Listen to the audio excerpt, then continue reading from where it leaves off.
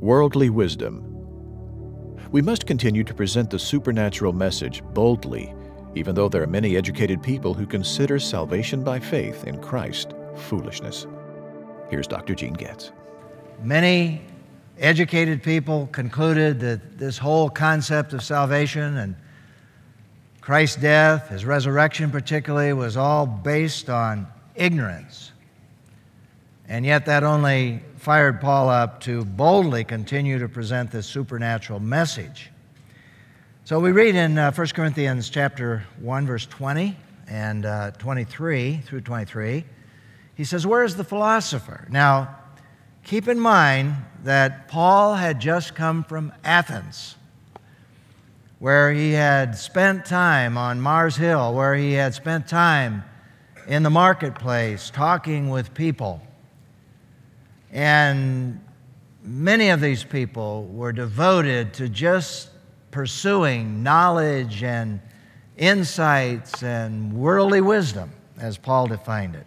So Paul says, where is the philosopher? Where's the scholar? Where is the debater of this age? In fact, Paul spent a lot of time literally debating with some of these people. Hasn't God made the world's wisdom foolish? I think one of the things that we can conclude from Paul's letter to the Corinthians is that he was definitely convinced after his experience in Athens, which was his first experience in Athens, he was more convinced than ever that worldly wisdom was not the answer to life. He was convinced of it before, but he was more convinced, I think, after he had that experience. He says, hasn't God made the world's wisdom foolish? For since in God's wisdom the world did not know God through wisdom, God was pleased to save those who believe through the foolishness of the message preached.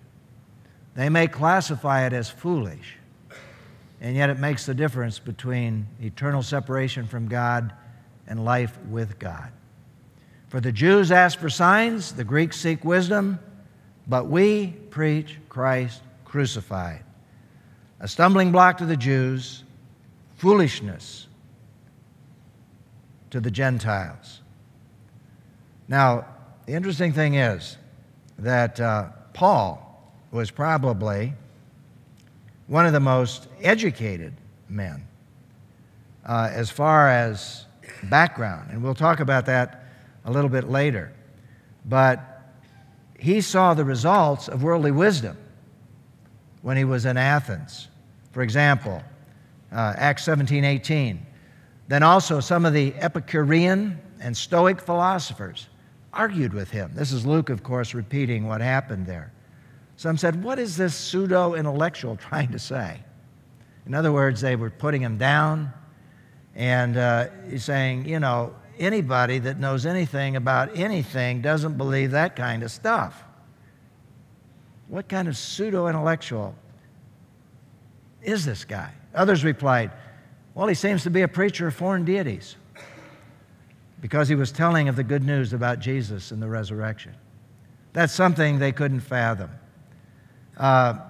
In 17:16, going back in Acts, while Paul was waiting for them in Athens, that is for Silas and Timothy, that's where he separated from them after he left Thessalonica, had to leave by night because of the persecution. And while he was waiting there in Athens, his spirit was troubled within him when he saw that the city was full of idols. This, indeed, was the results of worldly wisdom. The city was literally filled with idols. Now here is Paul speaking. 1 Corinthians 8:1.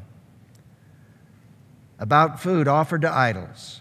We know that we all have knowledge. Now, Paul wasn't against knowledge per se, but he warned them that knowledge inflates with pride. If knowledge is not balanced properly with God's wisdom, it can result in pride. But love, he says, builds up. What Paul was concerned is that worldly wisdom will keep people from the knowledge of God, And when Paul wrote to Titus, chapter 1, verse 1, he said something very significant. He said, Paul, a slave of God, an apostle of Jesus Christ, for the faith of God's elect, and the knowledge of the truth that leads to godliness.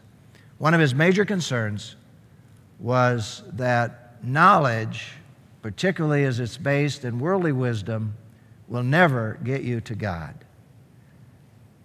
It's only as you come to know the knowledge of God through revelation that we come to know Jesus Christ. And he talks about that a little later on in the letter. But Paul was more convinced than ever when he came to Corinth that worldly wisdom does not lead to godliness.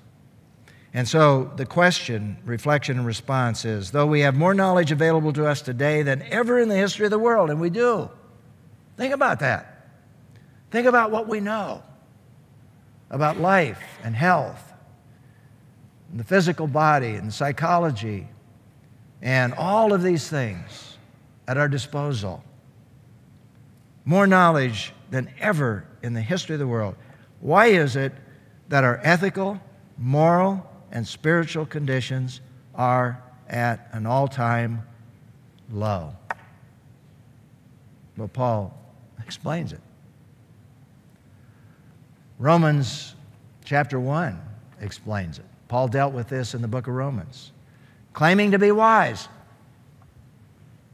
That was the philosophers, the Epicureans, the Stoics, there in Athens, claiming to be wise. Who is this pseudo-intellectual? Claiming to be wise, they became fools. Didn't realize it, but that's exactly the direction they were moving. They exchanged the glory of the immortal God for images. All throughout the city of Athens, Paul was exercised. Everywhere he went, the city was filled with idols. That's what their intellectual pursuits led to. Not to God, but to idols. And Paul explains further, images resembling mortal man. The Roman world was filled with that. Birds, four-footed animals, reptiles even. So that's what the knowledge from the philosophers led to. Not to godliness, not to knowing Jesus Christ. Verse 28 explains it even more in Romans 1. And because they did not think it worthwhile to have God in their knowledge. I mean, who can believe in God? God delivered them over to a worthless mind. They thought they were brilliant, but their minds were worthless to do what is morally wrong. And of course, Athens, along with Corinth, was a very worldly, morally corrupt city. So, what is the answer to that question? Well, just a couple of thoughts. Education per se does not build even a nation. Democracy per se will not build a society when the values of Christianity are missing.